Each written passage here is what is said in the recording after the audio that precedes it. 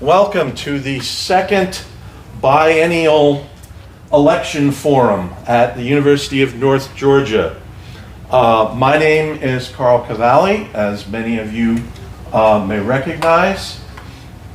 And we also have here Dr. Joe Gershenson and Dr. Nathan Price. And we're going to talk about our thoughts on the 2024 election, and we will field your questions and comments, hopefully. Another presenter, Dr. Eric Wilk, could not make it, but we do have some comments that he has forwarded that I will make sure get into this. We are being live streamed on the PSSA's, Political Science Student Association's YouTube site, and that will remain up there. And as mentioned before we went on, we are also going to be part of a Japanese documentary, I guess you could call it. Okay, so I'm going to turn this over to Dr. Gershenson to give some of his views on the election to start us off. A thought exercise to get us started, thinking about the ways in which we conduct elections in general. This is a map of Gwinnett County, Georgia.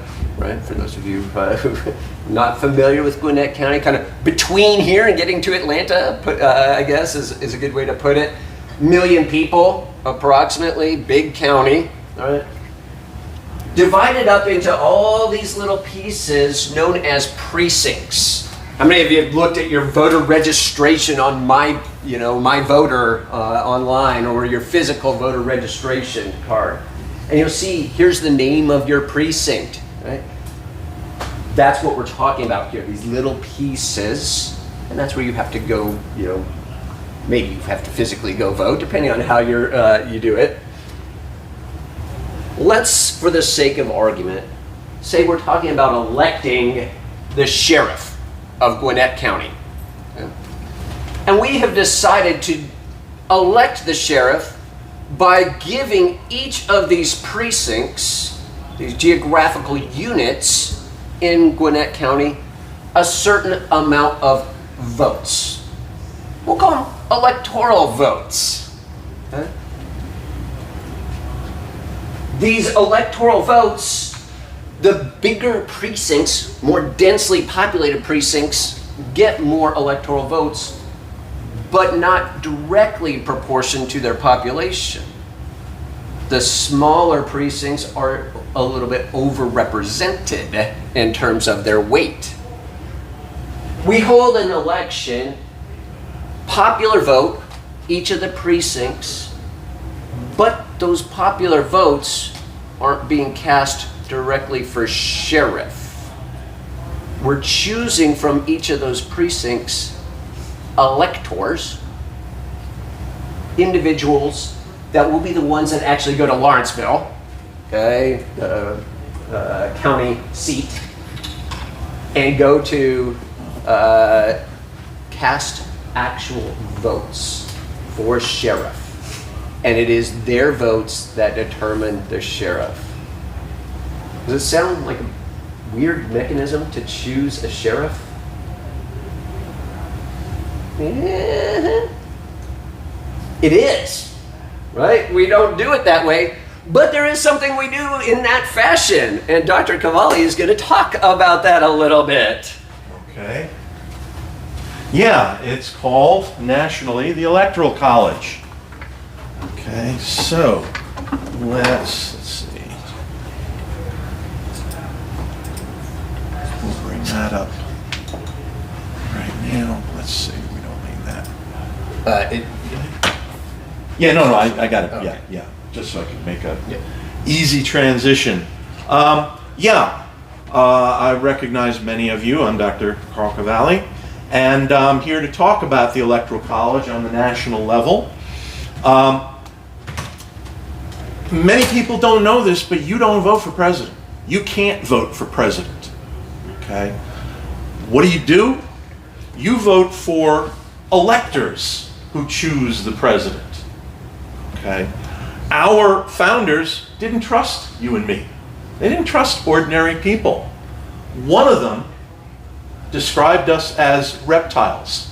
That's what we are from the viewpoint of the founders. Okay? Couldn't be trusted. Now, in fairness to the founders, they were also concerned that what was turning out to be a pretty large nation at the time, in the late 18th century, we didn't have the infrastructure to really conduct a national election either. We didn't have the communications, we didn't have the transportation, and so it was very difficult to do something nationwide. So instead of having a single nationwide popular vote for president, because of the infrastructure problems and because we were reptiles, they decided to create an indirect system that they call the Electoral College, that we call the Electoral College, which is was essentially designed to be a council of wise men, and they were all men back then. Okay, one that technically, at least from their standpoint, couldn't be corrupted because it didn't exist until after Election Day. What we know of as Election Day now was essentially used to create the Electoral College, which then in December would actually go on and choose the president. The electors in every state would decide who they support, and all that information would be sent eventually to Washington, D.C., and that's how the next president became the next president. Right? So we don't vote directly for president. The Constitution empowers states to choose those electors. Okay? Constitution doesn't even guarantee that we have the right to choose those electors. Right? But fortunately for us, all states have adopted popular vote as the method for selecting electors. So we vote for groups of these electors in each state that are pledged to the party's nominees. Okay. Every state except the two, Maine and Nebraska, uses a winner-take-all system, which means all you have to do, we've had this problem before on the screen, all you have to do is have one more vote than the other candidate, and you get all the electors for that state. Okay, 100% or nothing. Whether it's a 50% plus one vote to 50% minus one vote, or whether it's 100 to nothing. Either one of those. The one with the most votes gets every elector. Right? Again, Maine and Nebraska do it differently. They have something akin to a proportional system where some of the electors can go to one candidate and some of the electors can go to the other candidate or other candidates. So while these electors are formally pledged to support their party's presidential nominee, the pledges are not enforceable. And we have had so-called faithless electors. Right? I believe the courts recently said that they can be punished by the states. Yes. For being faithless. But they can't be prevented from being faithless. Okay. However, this has been very rare, one, and two, it's never been consequential. Okay. These faithless electors have never decided an election. Usually, it's either a clear victory or a lopsided election where somebody decides to issue a protest vote, almost precisely because they know it won't change the outcome.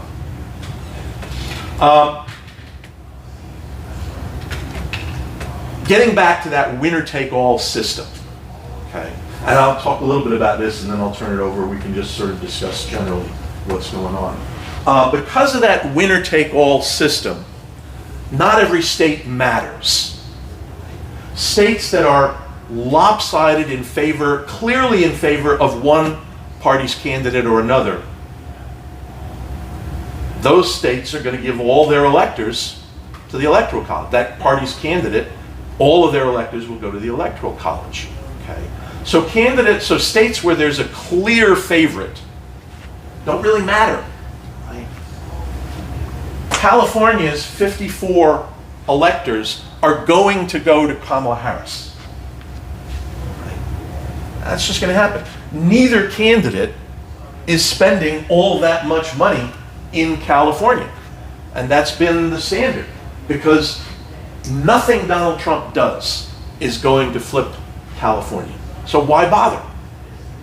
Nothing Donald Trump does is going to flip California, so why should Kamala Harris bother? And they don't. They barely spend anything there. If they spend time there, it's usually spending time in fundraising, trying to get money from rich people so they can use it in other places. Okay? States like Mississippi and Alabama and Arkansas and all of these red states here, they're all going to vote for Donald Trump no matter what. So they don't really matter. That's what this winner-take-all system creates. Okay? That's what the Electoral College creates. The key states are the ones that are split about 50-50. Those are the ones we call swing states. And in this election, they are the 7 that you can see in this kind of pale color. Nevada, Arizona, our own state of Georgia, North Carolina, Pennsylvania, Michigan, and Wisconsin. Those are the ones that are really closely divided. And whichever way they can go will determine who wins the election. So you can see up at the bar up at the top shows us a certain number of the dark red and dark blue are pretty much guaranteed Democrat and Republican. Okay? The ones next to that, the slightly lighter colors, are almost guaranteed. They pretty much are. Okay? Then you get towards the middle and you can see there are 93 electors that are up in the air. And that's a pretty decent amount. It takes 270 electors. There are 538. If you add up all these numbers, there are 538 electors. It takes, by the Constitution, it takes an absolute majority to win the Electoral College, to win the presidency via the Electoral College. That's what determines our president, okay, who our next president is going to be. And so that means 270 or more votes. Now this year, and we can talk about this in just a bit, these swing states, these toss-up swing states, have been kind of divided in two.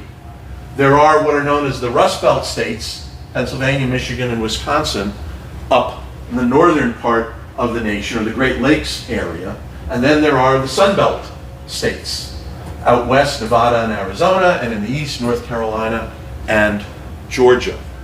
Right? And the key is going to be Pennsylvania. I don't know if you know the nickname of Pennsylvania. It's the Keystone State, and in this election, it is the keystone to the election. Pretty much whoever wins Pennsylvania is going to win the election. Or at least whoever wins Pennsylvania will have a pretty good idea of what's going to happen.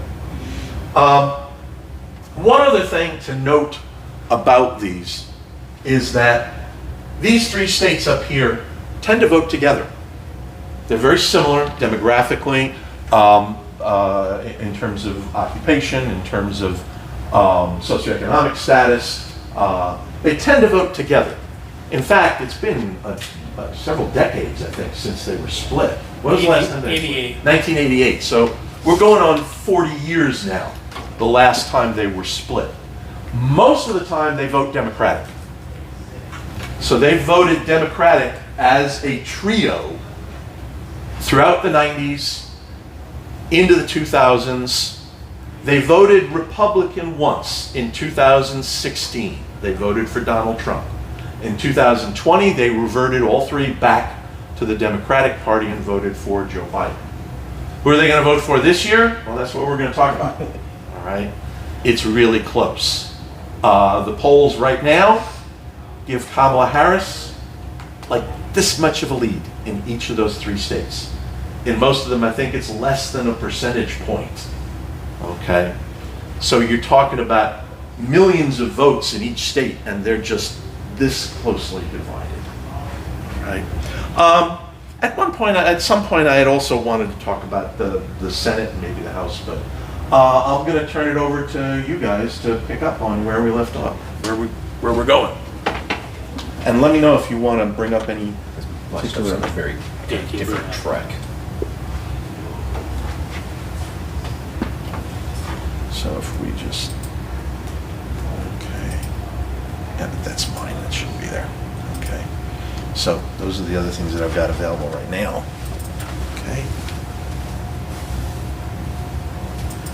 By the way, while we're doing this, I note that we have, for the online folks here, we've got 4 people. We've got several people online. And we may or may not notice it, but if you leave comments, we will see, online people, we will see those comments and try to react to them. All right, so I'm a voting behavior person. I like to study the trends that we're seeing in the data. All right, Carl laid out the 2 paths that are going to decide this election. The Sun Belt path, which is what we're calling the 4 states, the 2 southwestern, ourselves in North Carolina, and the Rust Belt path. All right, what do you guys know about the math here? Carl told you that there's one that's the most important. It's the biggest prize, Pennsylvania. But how do these candidates get to that 270? Do we know, have we played around on 270 to win it all? Good.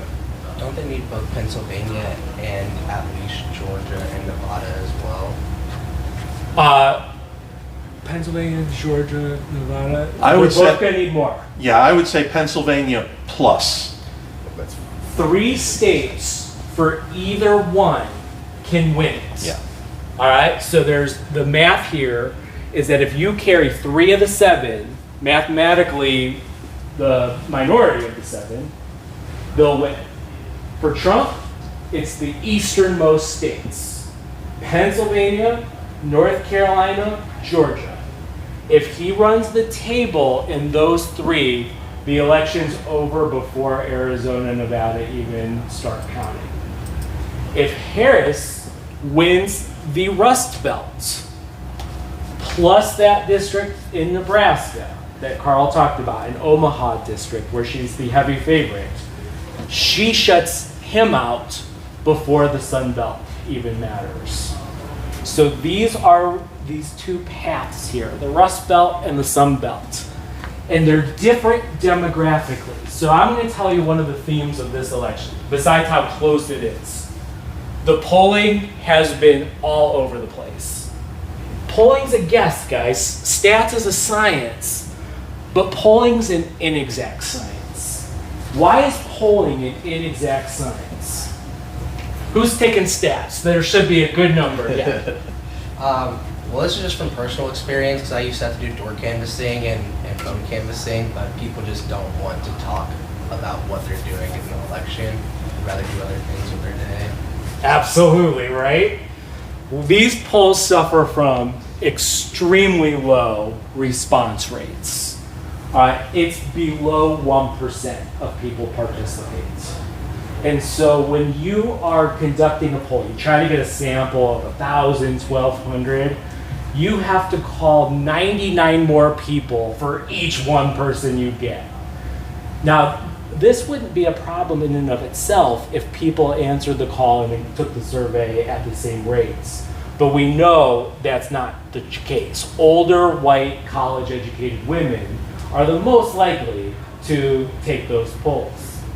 And they vote differently than some other groups that are being underrepresented sometimes. Now, pollsters try to weight this. They try to make sure that what they get is an accurate cross-section of the population. But we know the polling's been tough in the post-Trump era.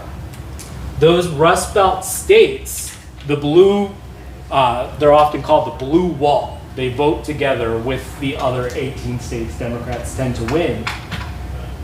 Those states undercounted. In each of those states, Trump support was undercounted very heavily in both 2016 and 2020. So we know the polls have been a little inaccurate there. We also know the polls have undercounted Democrat support in some of the southwestern states like Nevada and Arizona. We were very much expecting, when we did this 2022, Carrie Lake to pull out a narrow victory in Arizona for governor. That's what the polls were telling us. She did. So there's problems with the polls, and there's definite problems with the polls this year. I told my dude Justice right before class, he's in my Western Europe class, we had a poll recently out of Quinnipiac, Good poll, good firm. They had Trump up 5 in Georgia and Harris up 3 in North Carolina. That can't possibly make sense. The demographics of North Carolina and Georgia, the voting patterns are very close. To imagine that these two neighboring states with similar demographics would vote 8 points apart means that poll is off. I can't tell you which way it's off. As a person who's been doing this for longer than I'd like to admit, I can't make sense of the top line numbers this election. So what I did for you is I found some trends in the race. I don't look at just the top line numbers. The top line numbers are what makes the headline. You look for the crosstabs here, the trends that you're seeing in this data.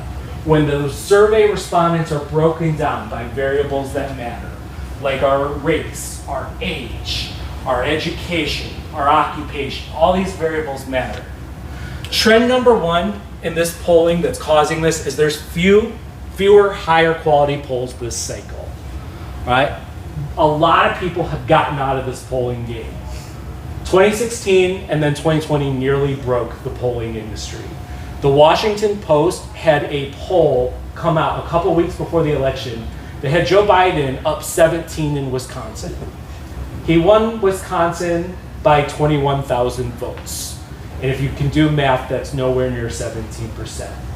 Some people have just gotten out of the polling game. It's expensive, and I have to call 100 people to get one person to take it. A good poll can cost 100,000, 150,000 to do. And some people are like, let's look for other ways to measure public opinion. Republicans have gotten more into the polling game. There are firms like Trafalgar and Rasmussen that are not neutral polling agencies. They produce polls that tend to over-exaggerate Republican support and drive Republican messaging. When you do the different aggregate sites, 538 and Nate Silver's site, Silver Bulletin, try to control for that. They put them in the model, but they denote that these are partisan affiliated polls, so they don't weigh those averages. They don't change those averages very much. Real Clear Politics, probably the most popular site that Americans go to, they just throw it into the model. Everything goes into the model. And so some on the left believe that those averages are perhaps a little bit skewed because there's been more polling from these types of firms this cycle. With the Quinnipiac story I just told you, even the high quality polls, the top lines are all over the place, right? Which means they're having trouble once again. And this is the most difficult race I have ever seen. Usually, Justice knows, my colleagues know, I usually have a lot of self-confidence when I'm making my predictions. I'm usually one, I follow all the data, I read everything like a madman. I usually think I know what's going to happen. This, my friends, is a margin of error race. Every poll has that margin of error, right? It could be off 3.5 points this direction. Every single good poll I've seen, for the most part, says this is a margin of error race. So let's throw out the top line numbers and look at the undercard here, the lesser numbers, the crosstabs. Thanks, Carl. Go up one more. Go up Down. or down? Look down. What I'm looking at here is that we are seeing certain variables tied to my identity that matter either more or less than they have in previous cycles. You guys ever heard of the gender gap? Justice, what's the gender gap? Essentially, even when, like in a red state or a blue state, women and men will vote differently based off purely the fact of like their gender. So like women typically will have a higher bias towards left-wing partisanship, so Democrat, and then men will typically lean towards right-wing partisanship or Republican. Right on. Men are from Mars, women are from Venus. We see the world through different lenses, and we vote differently based off of our life experience, based off of what matters to us. Gender gap is normally pretty large here. Biden and Trump ran about evenly with men in 2020, broke 50-50 just about. And the difference in that almost 4-point win in the popular vote for President Biden was women broke for him 55-45. That was the difference there. All right? That's a pretty small gender gap. That's a modest gender gap. That's a normal year where women are perhaps 10 points more liberal than men. Look at the gender gap that I pulled out of a Quinnipiac poll from Michigan and Wisconsin this week, 2 Rust Belt states. Harris is leading with women 57-37, and Trump is leading with men 56-40. That takes a good-sized gender gap from 2020 and makes it huge. This is perhaps the best predictor of how a person's going to vote. If you know one piece of information about these people in the Rust Belt, perhaps gender is the one you want to know, because the effect is so huge here. This is almost a third of the electorate difference between support for Republicans or Democrats based off gender. Wisconsin, the same thing. We saw this gap start to widen in the midterm election from the 10-point gap in 2020. Now we're in the post-Dobbs world, the decision that overturned Roe v. Wade. And we saw that gender gap get larger as many women upset with a change in rights per reproduction started to vote for the party that was more in line with many of their views. Men's voting behavior didn't change. I have seen this effect. I'm a comparative politics person. I've seen this effect not just in the United States, but in France, in Ireland, in Poland, etc. The gender gap of your generation, Gen Z, is the largest of any gender gap for any other generation. It's going to be a trend that's going to stick around. This is not some fleeting effect. This is long term. Carl, can you do the next one, please? Whereas race is typically important in American politics, and it is again, the effect is smaller this time than it was in previous cycles. All right? In 2020, Biden won African American voters 91% to 6, an 85% margin there. Tell me what you know about the southern states here, the Sun Belt states. How does our population in Georgia and our friends in North Carolina, how do we look different in terms of race than people in Michigan and Wisconsin? Here, right? About a third of Georgia is African American. For comparative context, only about 12% of Wisconsin is. When I say this election is going to be decided at the margins, what I mean is 2 or 3 points better with women, or 3 or 4 points better with African Americans, is going to drive close swing states one way or the other, and it's a winner-take-all system. So the more troubling path for Vice President Harris is the Sun Belt states, where at the beginning of the cycle, when Biden stepped away in July and she came in, they were seeing very high enthusiasm in polls amongst African Americans for a candidate that is biracial, that is Indian and African American.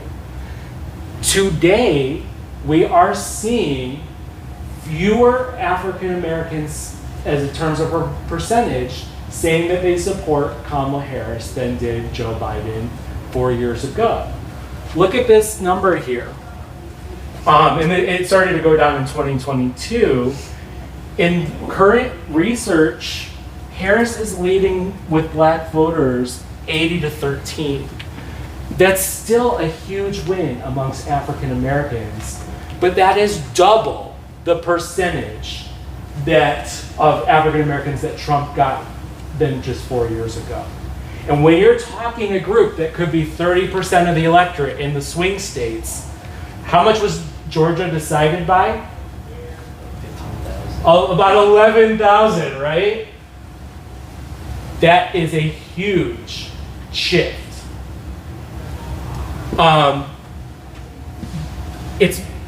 The gender gap is tied in once again. We are not seeing Harris losing ground with black women. Where we are seeing Harris losing ground is with black men. It is one of the challenges she's facing this cycle, particularly younger black men. And it's not just black men, it's Hispanic men as well. Next slide, please. The Rust Belt states this is not so much the issue.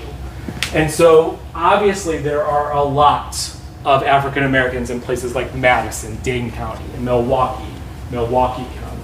Wayne County is the largest county in Michigan around Detroit. African American vote's gonna really matter there in those margins. But with white voters being over 70% of the population of Wisconsin and Michigan, what's offsetting Harris's difficulty in the Sun Belt is picking up some support from white suburban women in places like suburban Detroit and suburban Wisconsin. And that's why the Rust Belt path for her 2 weeks out from the election, less than 2 weeks out from the election, looks more credible. It looks like the easier path for her.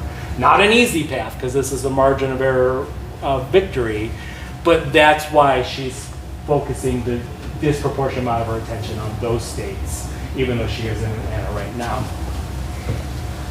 Next slide, please. White women broke for Trump 47 to 45 in 2020. They were pretty narrowly divided. It's not nearly as huge of an effect here, but an NBC poll from this week found it to be 46-44 for Harris the other direction.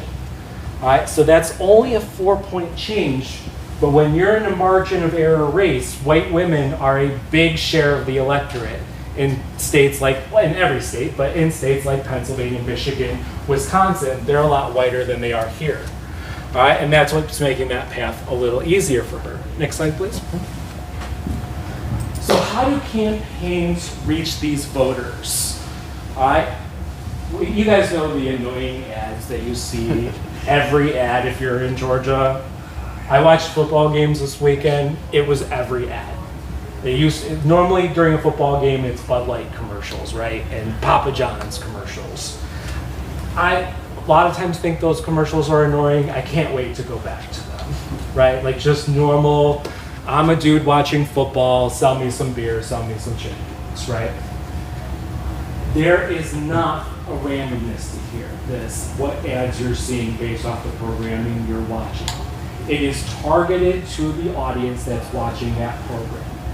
All right, so watching football the last couple weekends, I have seen the ad of Charlemagne the God talking about how he doesn't like this policy Harris supports of transgender prisoners getting access to taxpayer-funded gender reassignment surgery. I have seen this over and over again. This is not random. That is targeting men with that commercial, right? Particularly with one of the characters in that commercial who's begging Trump to stop doing it. He's put a cease and desist order for Trump to stop using his video from his show talking about that. But Charlemagne the God had his podcast popular with younger men in particular. That is going after men, younger men, and particularly younger men of color. Right? There is a clear messaging there. I had a Democratic student who's in my European Union class, and he came to my office, and he's like, why is Kamala running around the country, Liz Cheney, talking to Republicans? This is not the best use of her resources heading into Election Day. Her campaign knows what they're doing as well. They are sensing, they know from their data, they know from their focus groups that they're running weaker with Black and Latino men than they did 4 years ago. But they believe from their focus groups and their polling that they've got some crossover support there from white suburban women who typically vote Republican They believe they can offset those with those women. Liz Cheney, Republican conservative woman from one of the Republican dynasty families in the United States, she speaks to those voters, her being a surrogate there. It might seem crazy to spend your last couple weeks talking to Republicans, but that's where she thinks she can make up those margins. This is a margin of error race, guys, and however this comes out is going to determine if we're talking about President Harris or President Trump. Next slide, please. I've got some early voting numbers I want to share with you, if you want to pull those up. Yeah, I pulled up just Georgia. Because the polling is unreliable, I follow actual early voting data. This I took from one of the sites that does a good job of just compiling this for all 50 states. This is McDonald from the University of Florida. He aggregates this all onto my website. These are not polling numbers, guys. These are the demographics of what we're seeing in the early vote. Now, I want to caution you guys, just like polling numbers, it can be misleading. People have different patterns in how they vote. Historically, Democrats like to vote early. They're much more likely to vote by mail. Republicans prefer to vote in person on election day. So in previous cycles, we tend to see in these swing states, Democrats running up their margins pre-election day in early voting, and Republicans having to catch up by a big showing on election day. But the calculus has shifted in Republican strategy circles on how they talk about early voting. Where it used to be talked about as fraud, don't do that. Today they're talking about it as, no, go do it. Why? Why does early voting help you? Because you never know what might happen on election day. You don't know, right? And If you know that a certain percentage of people are voting in your favor, then you don't have to allocate resources to that state. exactly. Campaigns only have so many resources and so many places they can be. Once they know you voted, they stop calling you. They stop sending you mailings, right? They can look this up, that you voted. And they can allocate those resources someplace else. Now they can target someplace else where they're weak. All right, so they call this a banked vote. Yes. It's in the bank. Yeah. That's what Look at the demographics here of our early vote. This is by age, and this is by gender, and then I'm going to show you race. This is Georgia. What are you seeing in these trends? Based off the crosstabs I just showed you to look for. I guess we didn't talk about age. Older people lean Republican. Yeah, we've got a lot more people over the age of 40 voting early. Exactly. Republicans love that number, right? Because 45 is about the cutoff where after you're millennial, so Gen X baby boomers, they vote much more Republican than millennials and Gen Z. All right, so Republicans are looking at this age demographic. Oh, voters over 65 are 35.9% of the early vote. They like that number. Where's some hope for Democrats here? Look at that gender gap. I showed you the crosstabs of the gender gap. 55% of those voters are female. Democrats seeing some eyes for hope there. If they're winning those by big margins, that could be good for them. But here's a problem for Democrats. The South votes heavily based off race. We used to control for it in studies of American politics. If the respondent was from the South, we threw in a control variable there. They're from the South. Race and voting patterns are stronger in the South than in other parts of the country. Georgia Democrats have two numbers they like to hit if they think they're going to carry the state. They believe African American population or African American share of the electorate needs to be 30%, and they also need to win about 30% of the white vote. 30-30 rule. Look at the African American percentage right now. This is well short of that 30% target. And when we had the runoff in 2022 with Warnock and Walker, we were seeing a flip of this. The African American vote in DeKalb and Fulton was fired up for Warnock in a way the white vote was not fired up for Walker. We were seeing African Americans votes 33-34% of the electorate in early voting. White vote caught up on election day, but it wasn't enough. Warnock could bank too much. This is heavily concerning if you're a Democrat looking at the breakdown here. It's too old, it's too white to think that they're ahead in big votes right now in Georgia. Carl, can you pull up Pennsylvania? It'll be at the top. Where are we here? Go to 2024 early voting at the top. There you go. 2024 early voting. Okay. Yeah, I'm going to show you Pennsylvania as a state Democrats are liking what they're seeing more. Go to down a little bit by total voter by party. No, actually that's wrong. Go up a little bit. I think we're going to be on Georgia. Anyway, I'll just tell you the numbers. Pennsylvania does not do in-person early voting like we do in Georgia. It's mail-in.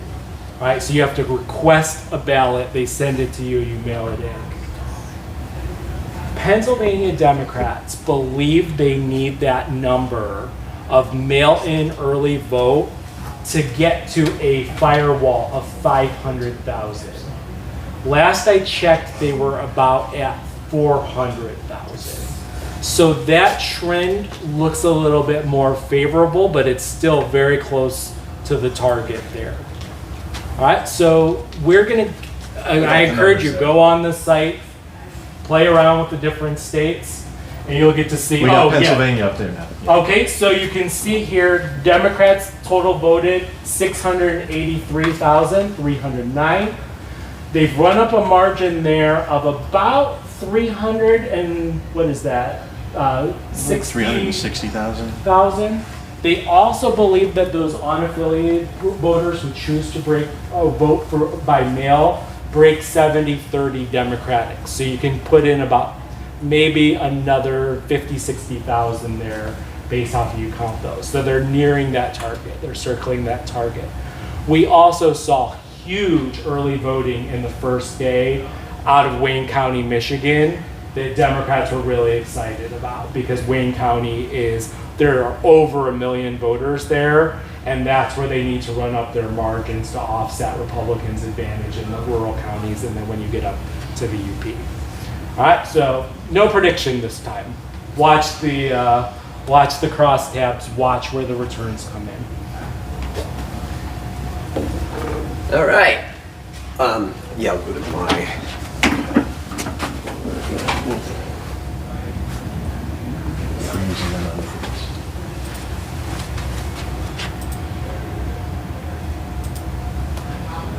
I have a prediction,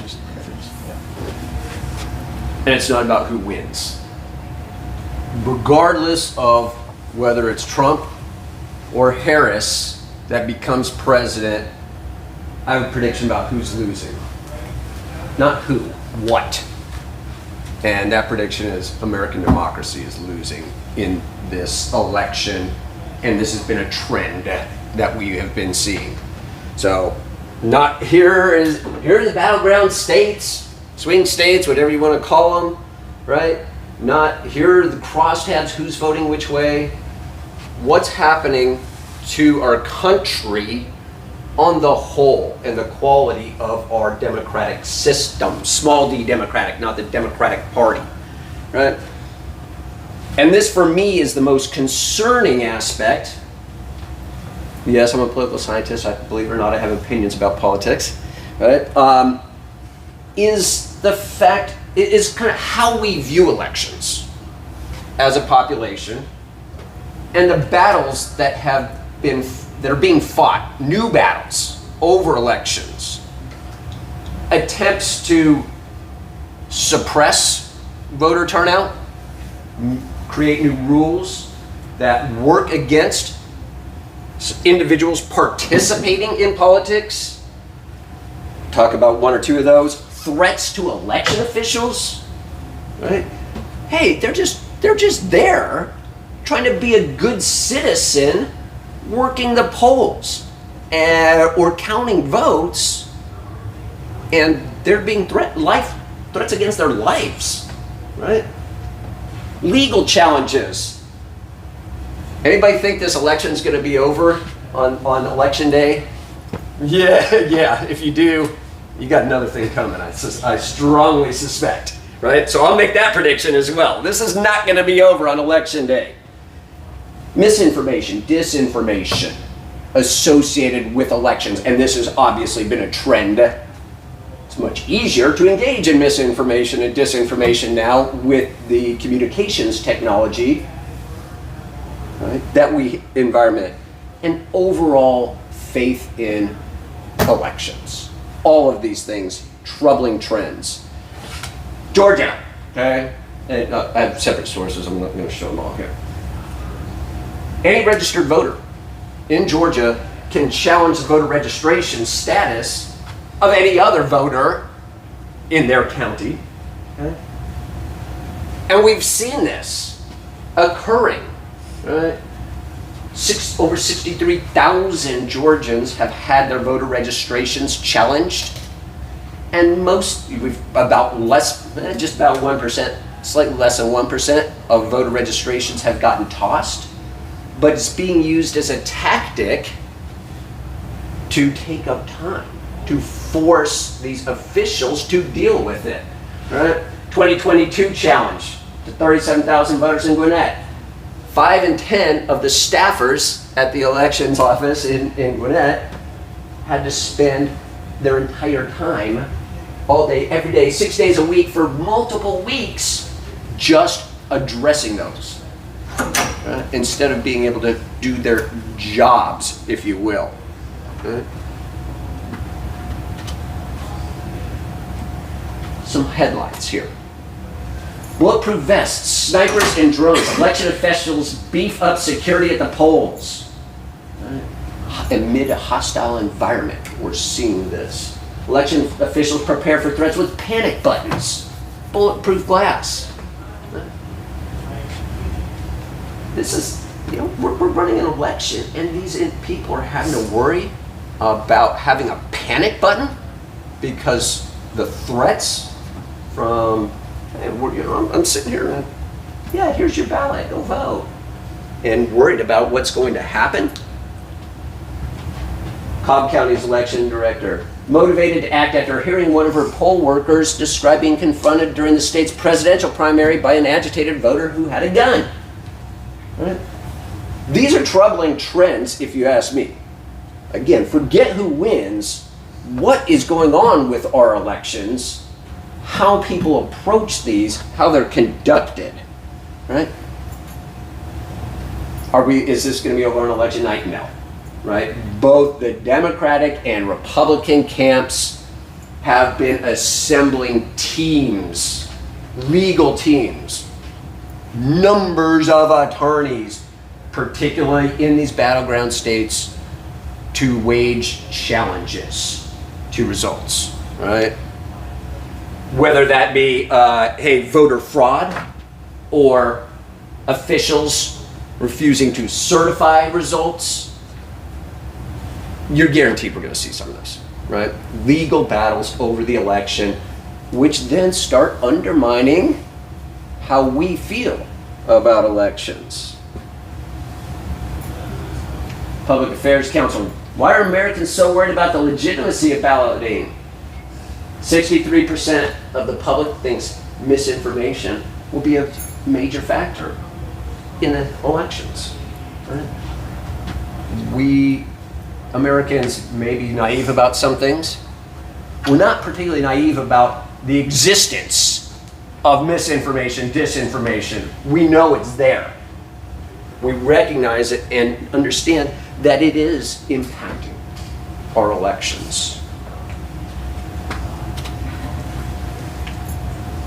37% of the American public think that the 2024 elections will be honest and open. That means 63% don't think that both of those things will be true. They'll be neither honest nor open. Open but not honest. Okay? Honest but not open.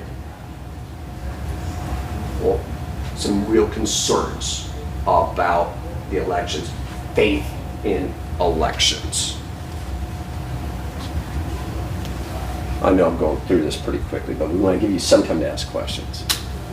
Which leads me to this. What happens January 6th, 2025, right? Regardless of who wins? This country has become so polarized, and we have such, this real crisis about how we run elections, that there are going to be people that are going to not accept this, regardless of which way it goes. Do we see something like January 6th, 2021, and the trend has been in the direction of greater reactions, shall we say, to election results. And again, part of that is just a belief, an increasing belief that elections are not trustworthy in some sense, right? That they're not being open, they're not transparent, that they're not honest, that there's fraud, there's cheating. Okay? And again, we're seeing this on both sides, and this to me, again, regardless of who wins the election, this is a trend that is placing American democracy at some real risk. Not to be a total downer, but yeah. Okay.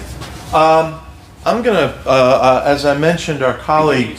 Are you gonna use this? I'll get to it. Yeah.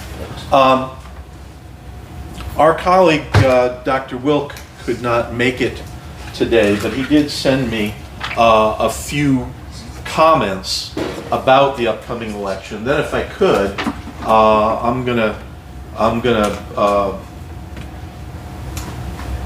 take a bit of privilege here and talk a little bit more about exactly what you call the margin of error election. I wanted to bring up some of that data. But before I do, Dr. Wilk has talked to some major election specialists. If you ever follow up in studying American elections, the names Jim Campbell and Alan Abramowitz are major players in researching American elections. Dr. Wilk says that he talked to them, and basically he suggested that the standard, from what he's gathered on his own work and from talking to these other political scientists, he says, I'm not sure the standard political science models will be all that valid. Basically, most people have Harris winning the popular vote, but the Electoral College is a toss-up. Okay, and that's precisely because of that winner-take-all stuff that we talked about earlier on. And he just mentions very briefly several different issues at play this year. First, Trump is a quasi-incumbent with a record. He's not your typical challenger. And so it's hard to treat him as a typical challenger. Okay. Harris, he says Harris is still largely unknown, and her ceiling is higher than Trump's, but her floor is also lower, which I assume means more variability in who she can win over.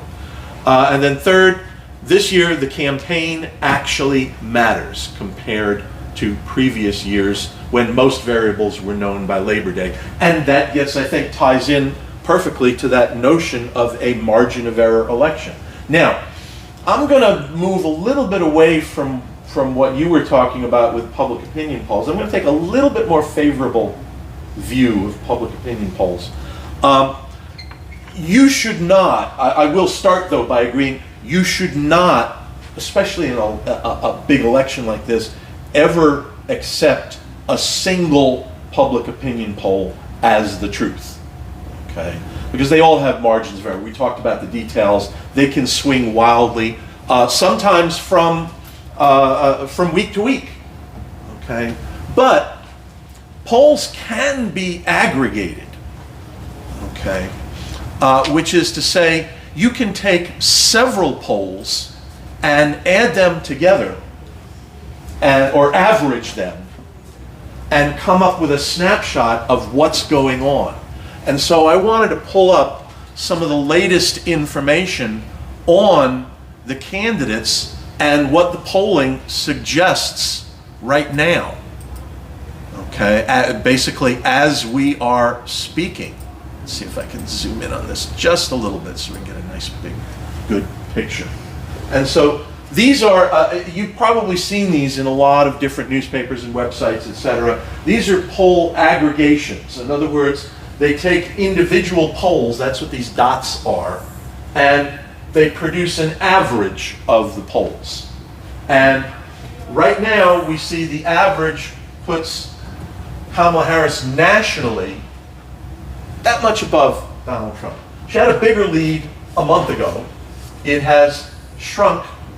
It was upwards close to 2.5% to 3% in September. It's dropped down to 1%, 1.5%. Some might still have 2%, but and you can see if we looked at, I'm going to go to some other things, but if we looked at some of the latest polls in September, they were all Harris, Harris, Harris, Harris, Harris, Harris by 2, Harris by 4, Harris by 6. But now you're starting to see some Trump polls. Okay, Trump by 1, Trump by 2. Still though, Harris by 2, Harris by 1, and still more Harris than Trump, but again by the slimmest of margins. And here are those swing states, and these are the numbers, okay? These are the aggregated polls, and these are all margin of error states. Pennsylvania, Harris by less than 1 percentage point. Nevada, Harris by less than 1. North Carolina, Harris by less than 1. I'm sorry, Trump by less than 1. Wisconsin, Harris by less than 1. Michigan, Harris by less than 1. Georgia's way, way, way red, a whole 1 percentage point for Trump. Arizona, 2 percentage points. The biggest gap here is 2 percentage points. And the typical poll has a margin of error of about 3 to 3.5 percentage points. So all of these are, as Dr. Price said, within the margin of error. And these are the states that are going to determine the election. And we know that these are not going to be the final numbers. We know that they're going to be different somehow. We don't know exactly how. We know they're not going to be wildly different from this. So you can, within a certain level, trust these polls, but not exactly. We know they're going to be different. They were off in 2020. Republicans were undercounted in 2020 in the presidential election. Joe Biden was expected to win a much bigger victory than he finally did. In 2022, though, in the midterm congressional elections, the Democrats were undercounted. And what was expected to be, they referred to as a red wave, turned out to be a red, little trickle. Okay, and Democrats actually made gains, which is very unusual for a midterm election. The president's party almost always loses seats, and the Democrats actually gained 1 seat in the Senate. So 1 year they undercount Republicans, the next election they undercount Democrats. What's going to happen this year? Well, there are some scenarios that we can see played out here, okay, in terms of who could win. And it's basically anybody's guess, okay? If the polls are right on target, Kamala Harris wins, takes 270 electoral votes to win. If those polls that I just showed you are exactly right and don't change, she wins, okay? If the polls are undercounting Republicans, then Donald Trump wins pretty easily. A bigger victory than he had in 2016, Okay. But if Democrats are undercounted, like they were in 2022, Kamala Harris wins a pretty solid victory.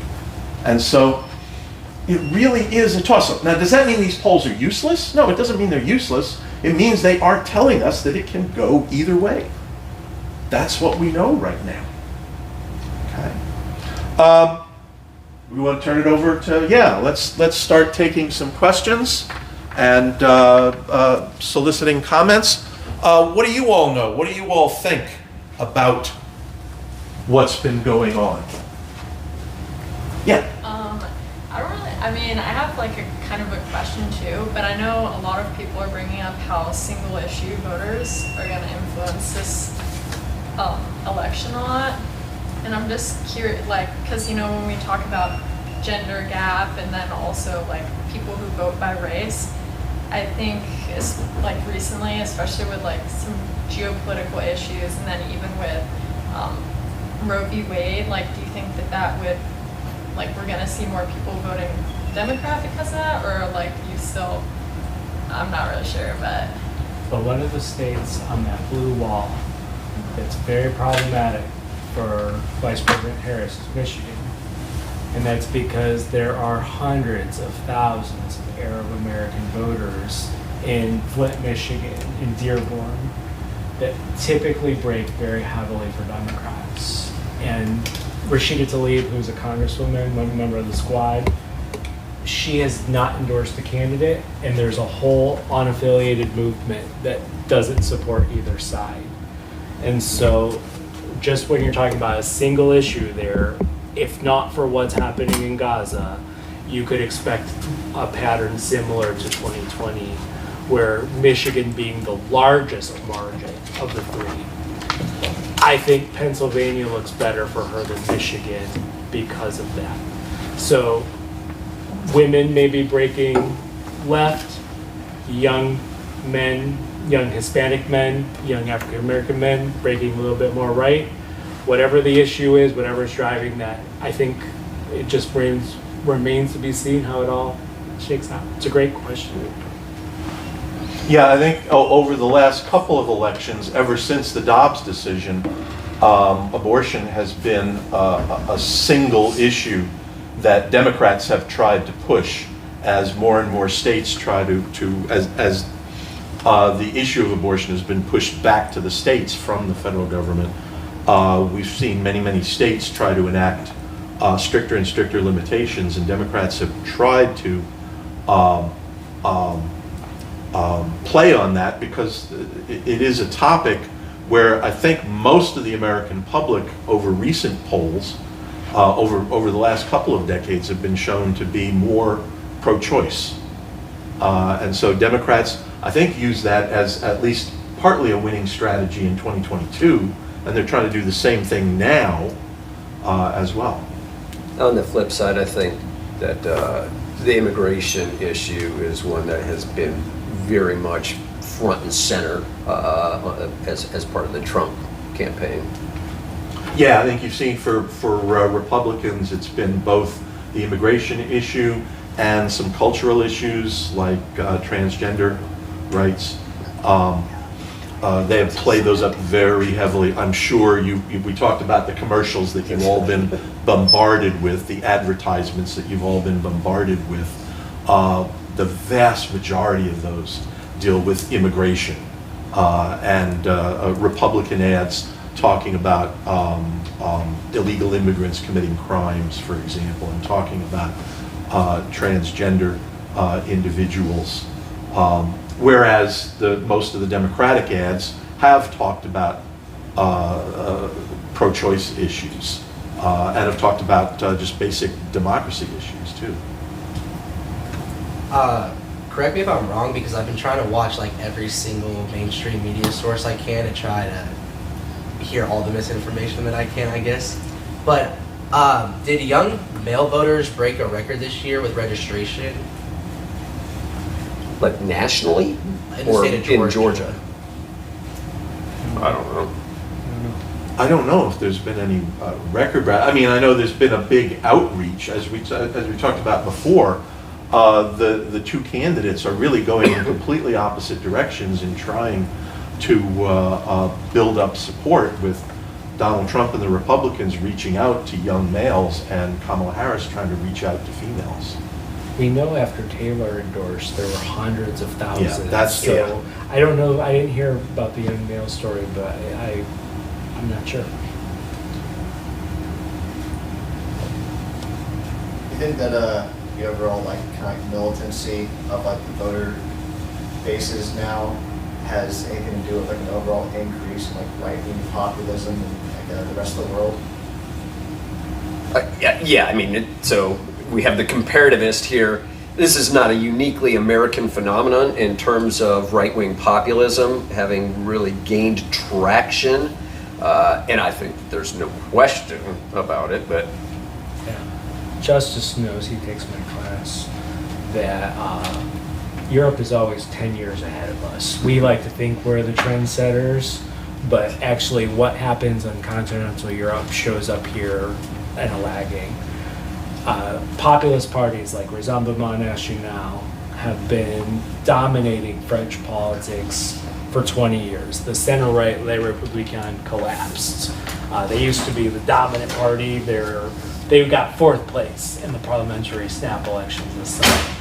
It's not just France. Austria, the Freedom Party, just won the election. In the Netherlands, the far-right party won. We're seeing a different kind of party that is more, it's less ideological, it's less conventional right-left issues like economy, and more kind of populist issues like immigration and trade and things like that that are driving. And so yes, the voting patterns are changing. The blue wall states, Barack Obama won all of them without a sweat. And then 4 years later, places like Ohio, Pennsylvania, Michigan, Iowa, Wisconsin elected Trump. Did everyone suddenly get very conservative on issues like tax cuts? No. The parties are speaking on different issues. Yeah, those of you that were at our Crossroads discussion just yesterday, we had members of the German embassy here talking about their experiences, and they talked about the same thing. They talked about these smaller parties where I'm not the expert on European politics, but where once there were just a couple of dominant parties, now there are smaller ones as well. And these kinds of social cultural issues have kind of taken over the more traditional economic issues. And looking at the Democrats, it's interesting because 2016 you have Hillary Clinton, the presumptive nominee. No question. And Bernie Sanders mounted a very significant challenge, kind of traditional left-wing populism, only economic issues, or kind of 95% of what he's talking about is economic. There's inequality, Wall Street, being a villain. Yeah. And we didn't see that obviously with Biden in 2020. We're not really seeing that brand on the Democratic side in 2024. So what happens with that left-wing populism going forward, I think is a real question within the Democratic Party. And whoever loses, they're going to have to reinvent themselves. Yeah. Right? Yeah. If Republicans lose again, this will be 18, 20, 22, 24. They're going to have to go find those suburban women, the traditional Mitt Romney Republicans, and go back to a Nikki Haley, Brian Kemp model. If populism wins again, it's going to be the more J.D. Vance, Donald Trump version of the party going forward. This is realignment. Democrats, just like Joe said beautifully, it used to be the center-left dominated, the Clintons, the Obamas, the Bidens. It very well could be the AOC version of the party take control and find that. Yeah, it's the traditional issues just don't apply anymore. That's why from 2012 to 2016, you had what, again, people who studied traditional politics were really kind of confused by. You have the Obama-Trump voters. I mean, people who supported Barack Obama in 2012 and then turned around and voted for Donald Trump in 2016. From a traditional standpoint, that doesn't make any sense at all. But from a standpoint of this growth in populist issues, it may make a lot of sense. And yeah, whichever party loses is going to have to reevaluate. First of all, if Donald Trump loses, this would be the third time in a row that he'd lost the popular vote, and 2 out of 3 the Electoral College. If Donald Trump loses and Kamala Harris wins, this will be 8 out of the last 9 elections that Democrats have won the popular vote. But that no longer guarantees them the presidency. They've won the popular vote in 8, or if Harris wins this time, they will have won the popular vote in 8 out of the last 9 elections. But in 2 of those, they lost the Electoral College vote.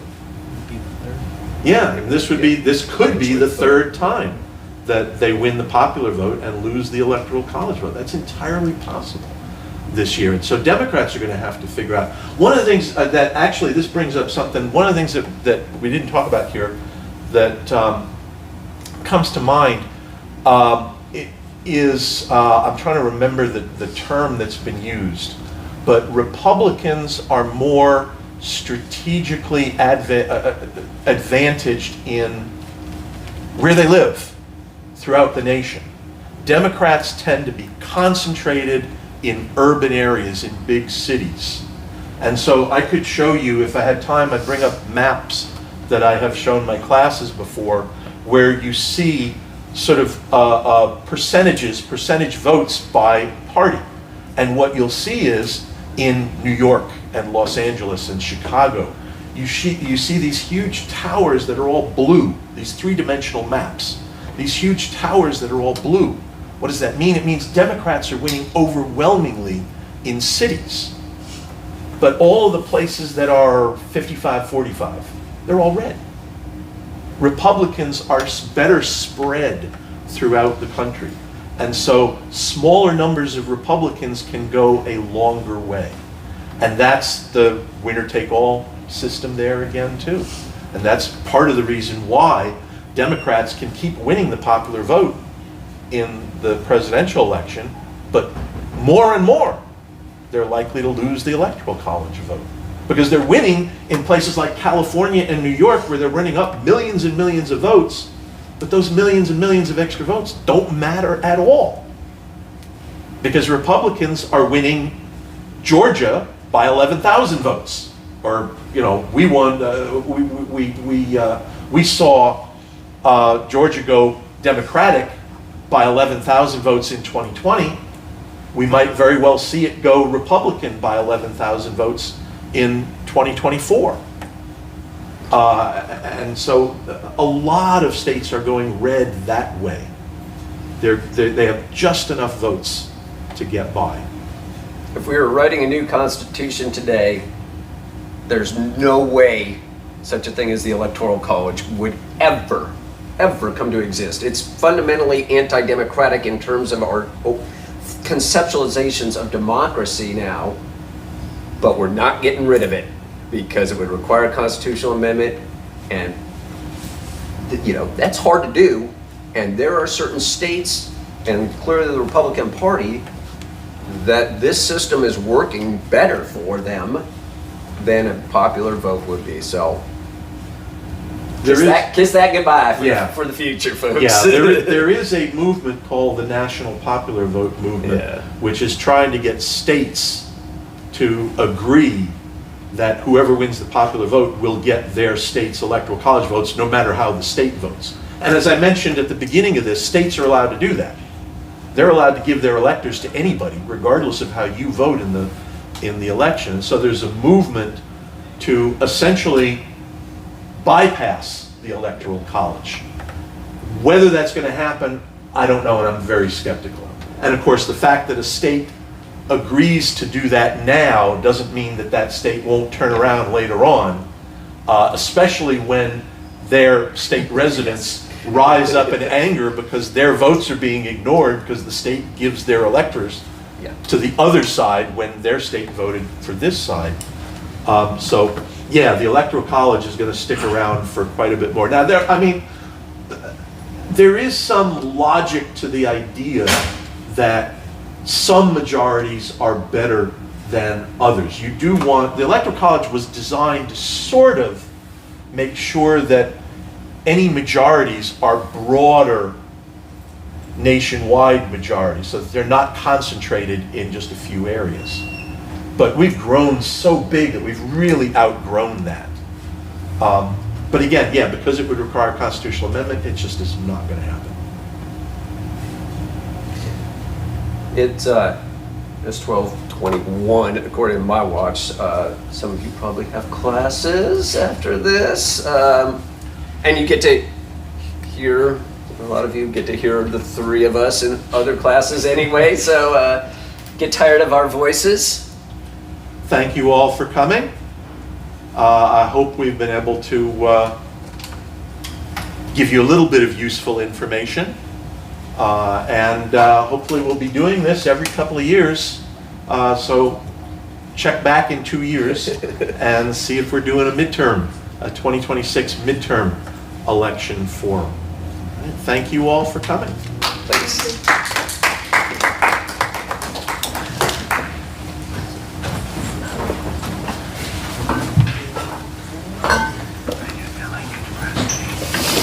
Well, it's like, I think just a totally different approach when I started thinking about it. Because we're